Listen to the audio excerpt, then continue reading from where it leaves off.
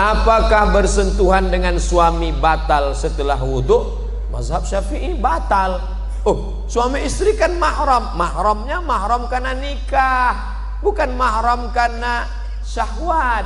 Kenapa dengan ibu dengan adik nggak batal? Kamu bersahwat dengan ibu kamu. Saya nggak bersahwat nengok istri saya, Pak Ustadz. Nengok istri orang baru saya bersahwat. Bedakan mahram karena musyawarah, karena nikah, dengan mahram karena nasab. Dengan adik perempuan, dengan kakak perempuan, dengan ibu, dengan bibi, adik ibu, kakak ibu, itu mahramnya mahram muabbad sampai mati. Dengan istri ini kan karena nikah. Oleh sebab itu mazhab Syafi'i batal. Kenapa kawan saya yang dari Muhammadiyah mau berangkat kerja, dia salaman sama istrinya? Dalam hal ini Muhammadiyah pakai majelis tarjih.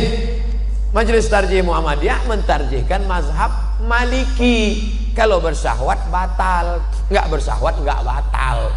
Dan cara wudhunya Muhammadiyah pakai cara Maliki, yang airnya bukan seperti cara Syafi'i. Cara Syafi'i yang dipakai NU, Perti, Al-Wasliyah, ambil air. Habis itu ambil air lagi untuk telinga. Nah itu kalau Maliki enggak, itu yang dipakai Muhammadiyah. Semua rambutnya basah satu kali nyambung ke telinga. Basah.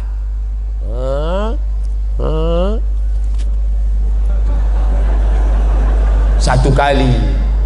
Cara wudhunya cara wudhu Maliki, batalnya juga cara batal Maliki. Itu yang dipakai Muhammadiyah. Saya tetap pakai mazhab Syafi'i, tapi saya enggak menyalahkan kawan saya yang pakai mazhab Maliki. Apakah hukum menahan angin saat sholat? Hukum nahan kentutnya itu makruh, sholatnya sah. Hukum nahannya itu makruh, sholatnya tetap sah. Tapi kalau antum sopnya di belakang, ya lepaskan aja. Daripada antum tahan sampai 4 rakaat loh. Orang salam, assalamualaikum warahmatullah, assalamualaikum warahmatullah, astagfirullah, astagfirullah. Ente enggak? Alhamdulillah. Ustadz, sebenarnya bagaimana konsep kepemimpinan yang benar dalam Islam? Islam nggak membahas masalah kepemimpinan. Siapa bilang? Dalam Islam ada namanya fikih sholat, zakat, puasa, fikih ibadah. Ada namanya masalah gadai, menggadai, pinjam, meminjam, jual beli, fikih muamalah. Ada masalah tolak, rujuk, khulu, fikih munakahah. Ada masalah ngangkat pemimpin, jatuhkan pemimpin, namanya fikih siasah. Kalau Syekh Qardawi menyebutnya min fiqhid daulah. Kalau Ibnu Taimiyah menyebutnya as-siyasah asy-syar'iyyah. Kalau yang paling tua ditulis oleh Imam Al-Mawardi, meninggal tahun 450 Hijrah. Judul kitabnya Al-Ahkam As-Sultaniyah. Sudah diterjemahkan ke bahasa Indonesia. Judul aslinya Al-Ahkam As-Sultaniyah, hukum-hukum mengangkat pemimpin. Syaratnya 2. Innallaha ya'murukum an tu'addul amanat, amanah. Wa idza hakamtum bainan nasi an tahkumu bil adl. Amanah, adil. Kalau dia amanah, dia adil, baru masuk ayat berikutnya. Atiullah wa atiur rasul wa ulil amri minkum. Kenapa atiu cuma 2? Atiullah, atiu rasul, atiu ketiga enggak ada. Apa maknanya? Kamu taat pemimpin selama pemimpin itu taat kepada Allah dan Rasul. Begitu kaitannya. Pak Ustadz mau bertanya tentang reunian. Sekarang ini kan lagi banyaknya acara reuni. Gimana hukumnya bila reuni tidak bawa istri? CLBK, cinta lama bersemi kembali. Setelah 20 tahun gak ketemu, begitu ketemuan, dulu aku pernah naksir sama kamu loh. Masa sih? Dulu kita kan gak berani ya. Iya, nomor berapa? Suami gak ikut, istri jalan sendiri. Kalau mau reuni juga, suami ikut, istri ikut, ngomongnya harus bareng, sama. Jangan sampai. Ingat, setan tidak pernah mengajak ayo berzina, ayo berzina. Enggak. La tattabi'u khutuwatis syaitan. Jangan ikut langkah-langkah setan. Dari mana langkah setan? Nazratun, pandangan. Setelah nazratun, fabtisamun, senyum. Setelah senyum, fasalamun, hai. Setelah salam, fakalamun. Sudah berapa anaknya? Suaminya kok enggak ikut? Setelah salam, fakalam. Setelah itu, famau'idun, janjian. Ini enggak enaknya orang ramai. Besok kira-kira bisa makan siang enggak? No free lunch, tak ada makan siang yang gratis. Bisa lihat foto suami kamu, udah ada di FB mas. Lihat, masih gantengan aku ya. Terjadilah apa yang terjadi. Famau'idun faliqa'un, perjanjian dan pertemuan. Ingat, dulu ada kenakalan remaja, sekarang kenakalan orang tua. Buat grup di WA, tukar menukar cerita, lebih asik ngobrol dengan suami orang. Akhirnya tepok jidat, gak ada angin, gak ada hujan. Aduh, astagfirullah. Kenapa mas? Ingat mantan. Assalamualaikum Pak Ustadz, mohon doanya Pak Ustadz, tanggal 10 Desember nanti saya ingin menikah. Alhamdulillah. Barakallahu lakum wa baraka alaikum wa jama'i bainakum bi khair. Maka mohon saran Ustadz bagaimana menjadi pemimpin keluarga yang baik menurut syariat Islam. 1. Kau pahami bahwa istrimu itu dipertemukan Allah dengan engkau. Kau katakan nanti kepada dia, Adinda, aku tak pernah mencarimu, kau pun tak pernah mencari aku. Allah sudah mempertemukan kita. Apa jawab istrinya? So sweet mas. Yang kedua, kalian adalah makhluk yang berbeda. Yang satu dari planet Mars, yang satu dari planet Venus. Sama-sama mau makan telur ayam, tetap beda. Yang satu mau mata sapi, yang satu mau telur dadar. Maka kalian diikat oleh dua. Apa yang mengikat? Wa ja'ala bainakum mawaddatan wa rahmah. Kalau ada salat malam ini yang datang pasangan-pasangan umur 70, 60, apa yang membuat mereka masih bergandengan tangan? Rahmah. Mawaddahnya sudah tidak ada. Apa itu mawaddah? Physically, rambutnya, matanya, kulitnya, fisik. Tapi rahmah menutupi kekurangan. Kenapa kau nikahi dia? Karena dia kaya. Kenapa kau nikahi dia? Karena dia bangsawan, bangsa yang hidup di awan. Kenapa kau nikahi dia? Karena dia cantik. Tapi setelah menikah yang kau lihat hanya kekurangannya. Kurang tinggi, kurang putih, kurang kaya, kurang mancung, kurang. Hunna libasul lakum wa antum libasul lahun. Mereka jadi pakaian bagimu dan kau jadi pakaian mereka. Tutupi aib, cacat, kekurangan. Kenapa Ustadz Somad malam ini pede ceramah? Karena ada pakaian. Pakaiannya luar biasa, ittihad Islamic Center. Pakai sorban, pakai peci, maka pakaian. Jadilah kau pakaian. 4. Litaskunu ilaiha. Dia menenangkan hatimu, engkau menenangkan hatinya. Ingat bagaimana seorang sahabat ketika anaknya mati, meninggal dunia. Dia datang pulang ke rumah, Ummu Salamah memasakkan. Setelah itu dia berikan kepada suaminya. Setelah Abu Salamah kenyang makan, barulah Ummu Salamah cerita, Mas, ada yang mau ku sampaikan. Apa ceritanya Adinda? Anak kita mati. Biarkan dia makan, dia tenang. Ini belum apa-apa. Mas, kenapa mati lampu? Gimana dia mau tenang? Litaskunu ilaiha. Yang keempat, dia menjadi tanggung jawabmu dunia akhirat. Dulu kau sendiri saja usolli sunnatat tahajud, tapi sekarang kau sudah ada gerbong satu di belakang. Siapa dia? Istrimu. Maka nanti malam, hari ini akad nikah, nanti malam usolli sunnatat tahajud raka'ataini imaman. Makmumnya siapa? Istrimu. Kau ambil air, kau bangunkan dia untuk tahajud. Bangun. Itu kalau nikahnya udah 20 tahun.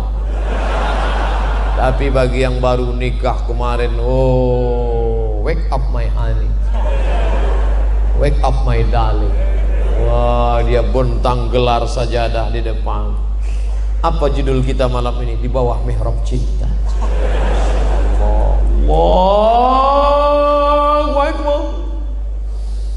Sampai salam nggak bunyi. Loh, Kanda, kenapa engkau tidak bersuara? Ada apa gerangan? Adinda, bersyukurlah pada Allah, kebetulan kau dapat imam silent. Ya Allah, aku bersyukur kau sudah kirim seorang imam bagiku. Masalah dia bunyi nggak masalah. Ntar lama-lama bunyi juga. Yang kelima, dia menenangkan hatimu. Yang kelima, hasil dari pernikahan kalian yang berwudu, yang soleh, lahirlah anak-anak waladun salihun, yang mendoakan sampai mati. Jadilah kau pemimpin rumah tangga. Nanti setelah menikah, ajak istrimu pengajian. Betapa indahnya kalau istri hobi ngaji, suami ngaji. Tapi kalau suami mau hobi ngaji, istri mau karaoke. Oh, Pak Ustadz, saya mau bertanya bagaimana cara mengatasi mereka yang matre. Nah, kan ini baru aja disebutlah muncul. Dek, ayo ngaji yuk. Enggak mau. Aku mau lu punya suami macam kamu, Mas. Pakai koko, pakai sarung, jadul. Ini matre. Gimana mengatasi istri yang matre, sering-sering bawa ziarah kubur? Kalau perlu 3 kali sehari, pagi ziarah, siang ziarah, malam ziarah. Biar ingat mati. Nada dering panggil dia tuh jangan sholatullah, salamullah, jangan lagi. Jangan lagu sholawat, lagi apa? Kayak mati orang, mati orang. Jadi dia ingat mati aja. Bagaimana cara mengatasi mertua yang matre? Oh, patut anaknya matre, mertuanya matre. Pak, Bapak, besok kita buat arisan keluarga ya Pak. Kita ada pengajian ya. Ya. Siapa ustadznya? Kita undang Ustadz Dery Sulaiman. Judulnya apa? Orang kaya mati. Ceritakan. Jangan kamu yang menasehati mertuamu. Jangan pulang dari sini, bapak mertua, ibu mertua duduk sini. Assalamualaikum warahmatullahi wabarakatuh. Kullu nafsin dha'iqatul maut. Semua yang bernyawa pasti akan mati. Nggak masuk. Lidahnya lidah orang lain, tapi pesannya lewat mulut kamu. Ustadz Dery, ya, bisa datang ke tempat kami hari Ahad nanti. Kita buat tablik akbar pengajian, bukan cuma keluarga, ramai lingkungan. Oke, judulnya mati. Oke, insya Allah kita bahas mati. Insya Allah setelah buat pengajian nanti, dibantu dengan doa tahajud malam, orang mertua antum berhenti matre dan dia akan manggil antum sini. Rumah-rumah kos yang sana ambil untuk kamu. Tak ada gunanya. Kenapa begitu Pak? Aku sedang dililit utang sekarang.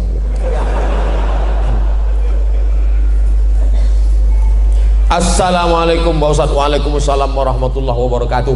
Apakah saya boleh pergi bersama teman perempuan keluarga tanpa keluar negeri? Apa boleh saya pergi bersama teman perempuan keluar negeri tanpa mahram? Tidak. La yakhluwanna rajulun ma'amra'atin illa ma'azi mahramin. Tidak boleh pergi kecuali dengan mahram, tapi atas izin suami. Ya, suamimu izin, dia tertekan. Mas, aku mau keluar negeri, ini acara kantor, izinnya? Iya. Suaminya ikatan laki takut bini. Bolehkah perempuan bekerja? Kata Syekh Atiyah Saqar dalam Fatwa Al-Azhar, boleh. Syaratnya, yang pertama izin suami, yang kedua tidak bercampur aduk laki-laki perempuan, tak ada khalwat, yang keempat tak meninggalkan kewajiban. Nih, berapa banyak perempuan sekarang lebih lama dengan laki orang daripada laki dia sendiri.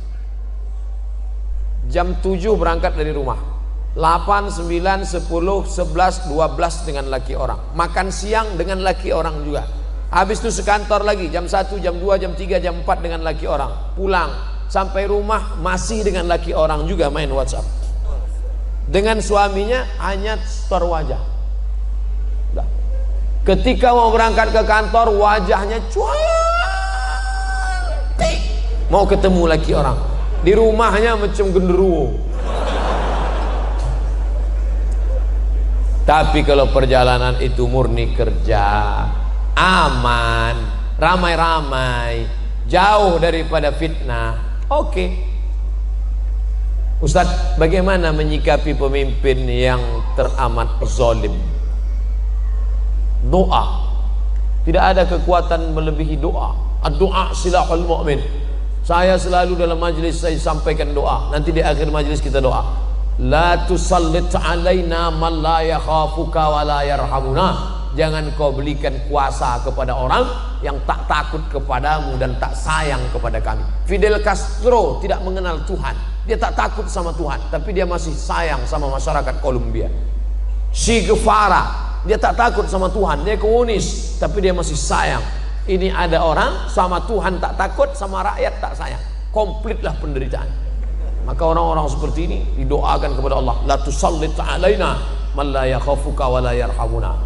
Bagaimana menyikapi ulama-ulama yang sekuler? Ulama-ulama yang sekuler akan dilawan oleh ulama-ulama yang fid dunya hasanah wa fil akhirati hasanah.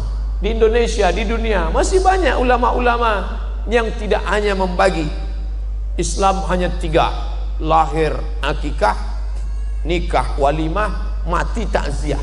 Ekonomi tak diurus, politik tak diurus, Islam hanya sekedar pelipur lara. Islam tidak mengurus masalah dunia. Islam ini sekuler, dari sekulum. Agama hanya untuk seremonial saja. Hari raya, ketupat, maaf lahir batin, akikah, selesai. Masya Allah, sekarang lahir ulama-ulama di dunia ini tetap ada. Dunia ini kan panggung sandiwara yang isinya tak lebih daripada 5. Ada penguasa yang zalim, Fir'aun. Ada orang kaya yang zalim, Qarun. Ada orang cerdas tapi ilmunya untuk Fir'aun, Haman. Allah sandingkan 2 ini. Inna Fir'auna wa Haman. Ada ulama jahat, Bal'am. Ada orang soleh tapi tertindas, Musa alaihissalam. Hari berganti, musim berubah, pentas bubar, tapi isi dunia itu juga. Bagaimana cara membangkitkan ekonomi umat? Kami deklarasi di BKB hari Sabtu malam Ahad kemarin di Palembang, tablik akbar, hijrah, bangkitkan ekonomi umat. Pertama, orang-orang kaya, dokter-dokter spesialis yang punya banyak uang waktu itu kumpul buat minimarket, buat retail, buat toko, bantu umat Islam punya. Nah, jangan ceramah aja, belanja tempat orang Islam, belanja tempat orang Islam. Di mana tempatnya Pak Ustaz? Aku nggak tahu tempatnya di mana. Harus ada tempatnya. Nih masjid, di samping masjid ada tanah kosong, buat tempat belanja grosir, belanja beras, belanja gula, belanja mie instan, belanja barang umat Islam. Belanja di tempat orang Islam. Karena orang Islam akan bayar zakat, dia akan sodakoh, akan infak. Ini mesti ada terus gerakan-gerakan. Padahal di legenda jamaah sudah memiliki koperasi syariah, mendirikan minimarket Kitamat, tapi animo belanja umat masih rendah, belanja ke lain hati. Padahal belanja Kitamat, kenapa tidak belanja? Lembaganya sudah ada. Kalau tidak ada yang tak sesuai, duduk bersama. Jangan sholatnya Islami, puasanya Islami, umrohnya Islami, ekonominya kafiri. Tak betul. Gerakan belanja. Ini kalau belanja di tempat orang non muslim, wow, jor-joran, kasih terus duit Islam. Tapi kalau belanja sama orang Islam, nawarnya minta ampun. Ikannya berapa, Bu? 10.000. 5.000 aja ya. Memangnya ente masuk surga gara-gara 5.000 tuh? Memangnya ente kaya gara-gara 5.000 itu? Tapi kalau sama orang lain 50.000 dia tak terasa. Saya mau bertanya, lebih baik nikah dulu baru mapan atau mapan dulu baru nikah? Iyakunu fuqara. Kalau dia miskin, yughnihimullah. Allah akan mengkayakan dia. In ja'akum, kalau datang laki-laki ke rumah kamu, hai para bapak-bapak yang punya anak gadis, kalau datang laki-laki kepada kamu ingin meminang anakmu, adikmu, Tardawna dinahu, akhlaknya baik, agamanya baik, wa khuluquhu fazawwijuhu, nikahkan dia. Ingat, kalau mahar tinggi, zina murah. Mahar dibuat melambung, maka zina akan murah. Anak-anak muda, siapkan karton, turunkan harga mahar, turunkan harga mahar. Betapa banyak orang-orang yang dulu menikah susah, Allah bukakan pintu rezeki. Saya diundang pengajian konglomerat, orang kaya berat. Ustadz, kata istrinya, waktu kami baru pertama nikah dulu, setiap bertamu ke rumah orang tutup pintu. Kenapa? Karena dia tahu kami mau pinjam beras. Sekarang lihatlah, hebat, megah, mewah. Oleh sebab itu maka orang tua bantu ini anak-anak muda, jangan sampai mereka berzina. Saya mau anak saya punya kepribadian dulu Pak Ustadz, mobil pribadi, rumah pribadi, ruko pribadi.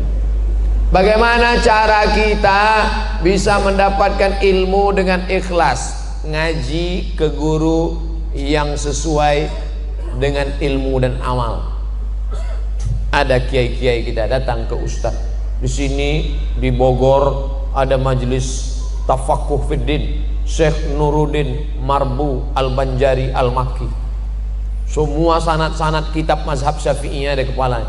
Murid langsung dari Syekh Muhammad Yasin bin Isa Al-Fadani. Saya pergi ketemu Syekh Ali Jum'ah. Syekh ajiz nih, kasih saya ijazah Syekh.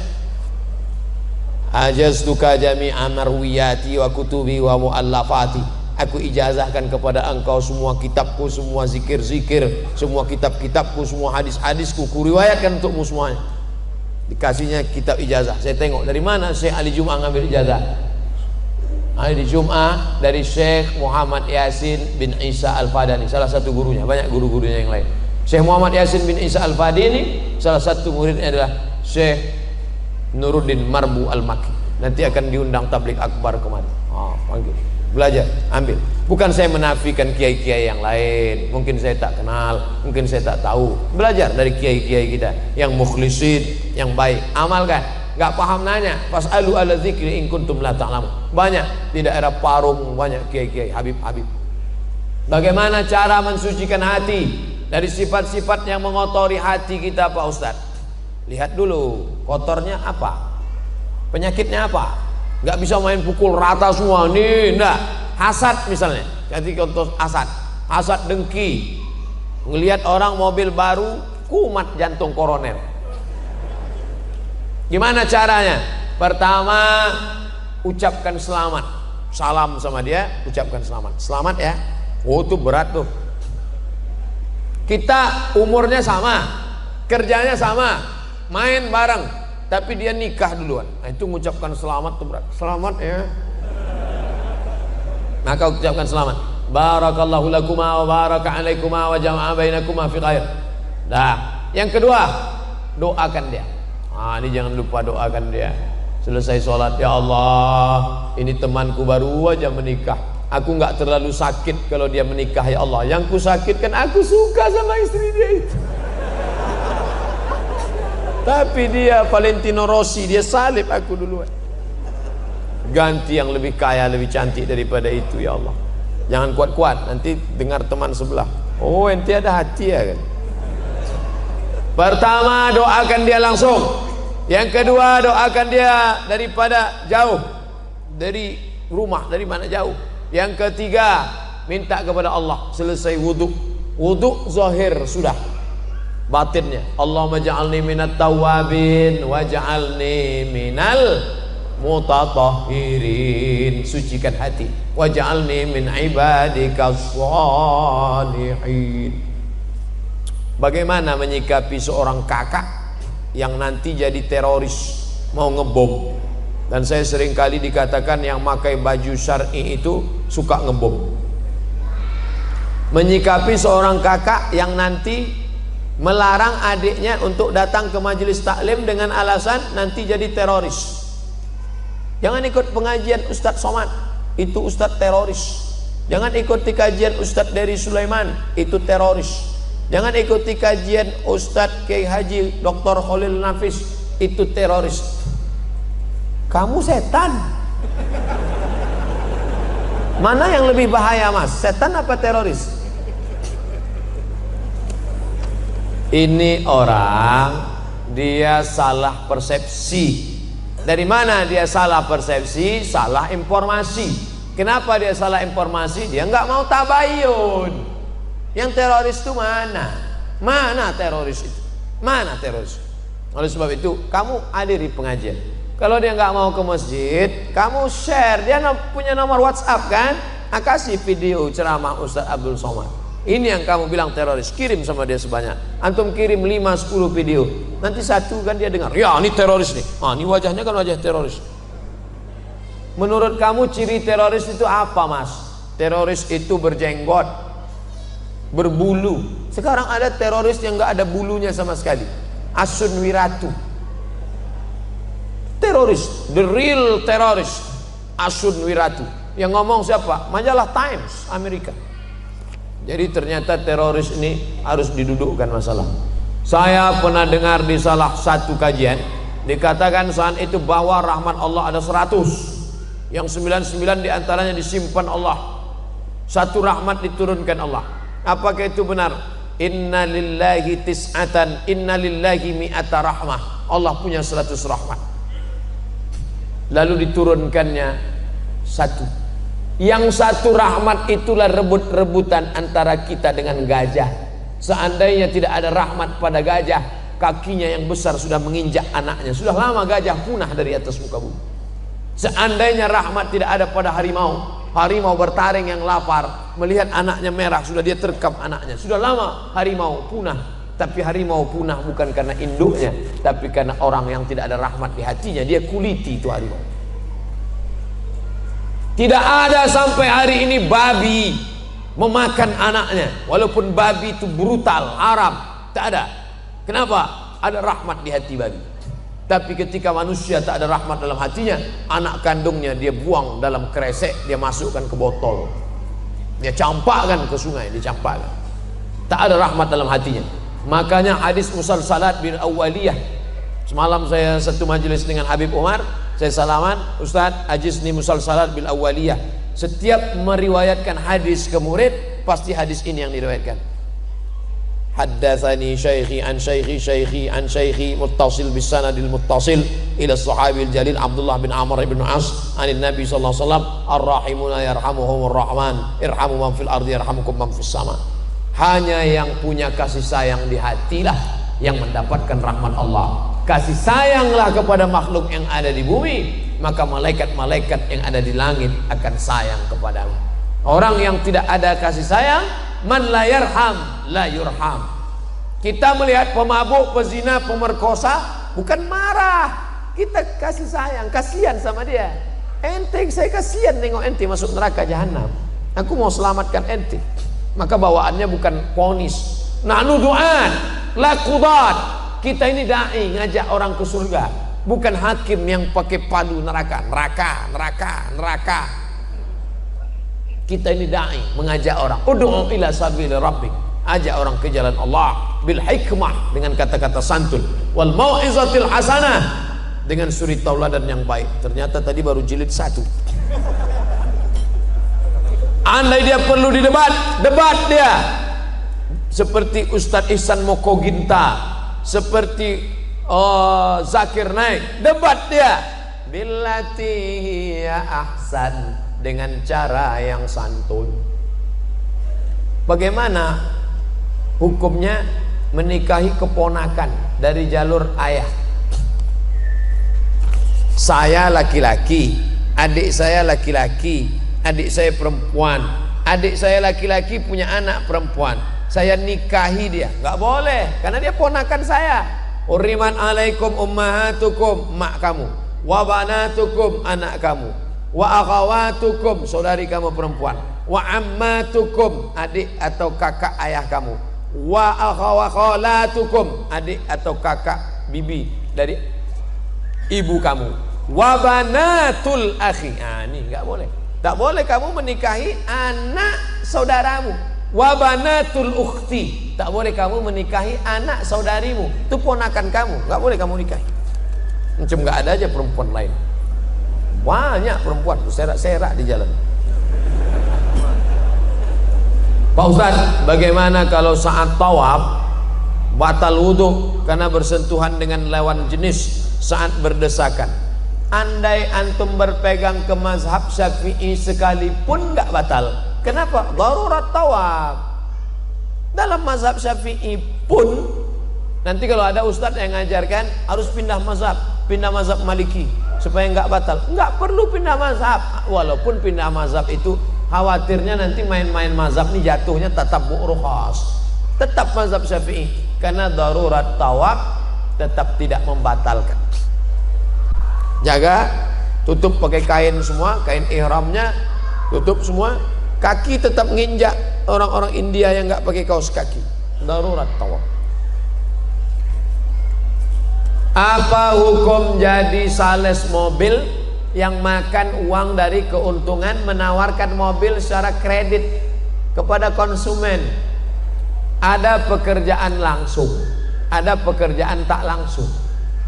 La'anallahu akilar riba, yang makan riba, wa mukilahu, orang yang diberi makan atau yang mewakilkan transaksi, wa katibahu, yang jadi pegawai penulis administrasinya, wa syahidaihi, yang jadi dua saksinya, kulluhum sawa. Yang ngajak-ngajak ke riba ikut jadi riba, dia ngajak ke riba, ayo riba, ayo riba. Naha Rasulullah an samanil kalbi, Rasul melarang jual beli anjing. Wa mahril baghi, hasil prostitusi, PSK. Wa hulwanil kahin, upah dukun. Dukun kena juga, termasuk majalah-majalah, koran-koran iklan dukun. Bentuknya macam ustadz casing, isinya dukun, penasehat spiritual, hantu. Solusinya apa Pak Ustadz? Apa harus kita keluar? Cari rezeki yang halal. Allahumma aghnina bihalalika an haramik, cukupkan kami dengan yang halal sehingga kami tak terjebak pada yang haram. Apakah bentuk larangan kata jangan dalam Quran memiliki arti yang sama seperti jangan kamu makan babi? Apakah sama dengan janganlah kamu bersedih? Ini dibahas dalam ilmu usul fikih. La ta'kulur riba, jangan kamu makan riba, dengan ayat la tadkhulu buyutan ghaira buyutikum hatta tasta'nisu wa tusallimu ala ahliha. Sama ndak la di sini tufidul haram dengan di sini tufidul karahah? Maka di situ dibahas dengan ilmu namanya usul fiqih. An-nahyu lit tahrim atau lil karahah, al-amru lil wujub atau lin nadab. Nah, itu dibahas dalam ilmu namanya usul fikih. 2 SKS, 16 tatap muka, potong mid semester, potong tatap muka pertama, potong tatap muka terakhir, libur hujan 2 hari, banjir 2 hari. Baca, jangan lagi harapkan di lokal. Ngaji, minta sama Kiai Haji Dr. Khalil Nafis, kami mau ngaji daurah usul fikih 3 hari, dari pagi sampai siang sampai sore, usul fikih kaji, minta ngaji sama Kiai. Pak Kiai datang ke pondok-pondok, minta ngaji usul fikih. Halal, haram, makruh, mubah, itu produknya. Mesin yang memproduk itu apa? Usul fikih. Kitab usul fikih yang paling tua ditulis oleh Imam Muhammad bin Idris Asy-Syafi'i. Nama kitabnya Ar-Risalah. Yang menulisnya muridnya namanya Rabi Al-Muradi. Rabi, ta'al, sini Rabi, tolong tulis risalah. Rabi pun mengambil pena, dia tulis risalah 300 halaman tanpa laptop. Seperti apa beda tingkatan keimanan? Apa boleh menafsirkan Quran sendiri tanpa bimbingan guru? Man qala fil Quran bi ra'yih, siapa yang berani menafsirkan Quran dengan pendapatnya sendiri, faqad akhta'a, maka dia sudah terkeliru. Maka tafsir dibagi 2, tafsir bil ma'thur, tafsir bil ra'yi. Bil ma'thur dibagi 4, ayat dengan ayat, ayat dengan hadis, ayat dengan pendapat sahabat, ayat pendapat tabi'in. Bil ma'thur terbagi 2, bil ghairil ma'thur terbagi 2, bil ra'yil mahmud, bil ra'yil mazmum. Maka yang mahmud terpuji boleh, yang mazmum tercela, maka mesti berguru. Man la syaikha lahu Fasyaitanu shaykhuhu. Siapa yang tak berguru, setan guru. Hadisnya sahih, tapi pemahamannya saqim karena dia tak berguru. Seperti apa beda tingkatan iman jamaah biasa dengan ulama zaman seperti antum? Ana bukan ulama, ana ustad. Kan sudah dibilang tadi ustad. Seberapa jauh lagi beda keimanan dengan imam 4 mazhab. Al-iman yazid wa yanqus. Iman itu bertambah dan berkurang. Maka kalau mau dibandingkan iman, seandainya ditimbang iman Abu Bakar dengan iman umat ini, tak bisa setengahnya, kata Nabi SAW. Yazid bertambah, ngumpul dengan orang baik, bersama orang baik. Yazid di tempat yang baik. Yanqus, kumpul dengan orang tak baik, membahas yang tidak baik. Di tempat yang tak baik, no signal. Oleh sebab itu sering-sering bersama orang baik. Iman Abu Bakar paling tinggi. Iman Sayyidina Umar. Oh, ma salaka Umar fajjan qattu illa salaka syaitanu fajjan ghaira fajjika. Kalau Umar lewat di suatu jalan, setan akan mutar di jalan yang lain. Takut dia saking hebatnya iman Umar. Kalau kita satu trayek, satu oplet sama setan. Oleh sebab itu maka kita pertebal, kita perkuat iman dengan banyak-banyak ibadah kepada Allah, menguatkan tauhid sifat 20, wujud, qidam, baqa, mukhalafatul awadis, qiyamu binafsihi, wahdaniyah, ngaji sama kiai, ngaji sama buya. Lalu setelah itu kemudian memperkuat dengan amal, karena iman tanpa amal tak tumbuh, dia mati, dia sama seperti benih yang tak tumbuh. Ila ustazinal karim Abdus Somad, dumtum fi khairin wa barakah, amin ya rabbal alamin. Apa saja langkah-langkah yang seharusnya ditempuh bagi seorang mahasiswa yang akan belajar ilmu perbandingan mazhab? Pertama, dalami dulu mazhab Syafi'i. Dari mulai yang bawah, Matan Abi Suja, lalu kemudian kitab-kitab bawah, I'anatul Talibin, Fathul Qarib, Fathul Mu'in, naik kemudian Mahalli, ke guru-guru kita masing-masing. Ada perbedaan sedikit antara mazhab Azhar dengan manhaj pondok-pondok di Indonesia, tapi rata-rata kitab itu yang dipakai. Lalu kemudian kitab Imam Nawawi, Raudatul Talibin, Al-Majmu' Syarah Muhazzab. Nah, ini kuasai dulu mazhab Syafi'i. Habis itu baru mazhab yang lain melalui kitab perbandingan mazhab. Yang paling tua ditulis oleh Ibnu Rushd, Bidayatul Mujtahid wa Nihayatul Muqtasid. Yang lebih sistematis, simple, yang zaman sekarang ditulis oleh Al-Jaziri, Al-Fiqh 'alal Madzahibil Arba'ah. Yang lebih besar lagi, lebih banyak, lebih cabangnya lebih komplit, ditulis oleh Syekh Wahbah Zuhaili, Al-Fiqhul Islami wa Adillatuh, Islamic Jurisprudence and Evidence. Nah, ini perbandingan mazhab. Kuasai tapi berguru tetap. Kalau nggak paham nanya, Syekh, Ustadz, apa sih kaul azhar, kaul zohir, kaul sohih, kaul asoh? Istilah-istilah mazhab itu dibahas di muqaddimah kitab Al-Fiqhul Islami wa Adillatuh. Jangan baca terjemah. Jangan baca terjemah. Untuk pemahaman umum oke, tapi kalau untuk mengajar tak bisa terjemah. Harus baca kitab aslinya. Bapak-bapak ibu yang untuk diri sendiri tak masalah, baca buku terjemah. Tapi kalau untuk mengajar, karena banyak kata-kata yang mewakili satu kata bahasa Arab punya 10 wajah, yang bisa diucapkan si peterjemah satu, padahal kata-kata itu punya wajah yang lain. Apakah dengan menikah yang kita statusnya masih seorang mahasiswa itu akan memberikan semangat dalam belajar, atau malah sebaliknya? Saya nggak tahu, karena saya setelah tamat baru nikah. Tanyalah sama ustadz-ustadz yang ketika kuliah dia nikah dan sukses, punya pengalaman. Bagaimana menurut pandangan Pak Ustadz? Ini kan ilmu bukan teori. Nanti saya katakan kamu nikah aja, nanti makin nikah IP kamu bisa 4, tahu-tahu IP-nya 2,0. Ustadz dulu, oh saya setelah selesai. Saya selesai kuliah, selesai S1 di Mesir, selesai S2 di Maroko, pulang baru menikah. Tapi kalau antum, kemarin saya ke Mesir, banyak mahasiswa-mahasiswi, orang tuanya mapan, boleh nggak kami nikah Pak Ustadz? Oke. Terus belanjanya gimana? Gabungkan antara kiriman bapak kamu sama bapak dia. Bapak-bapak kan jadi banyak.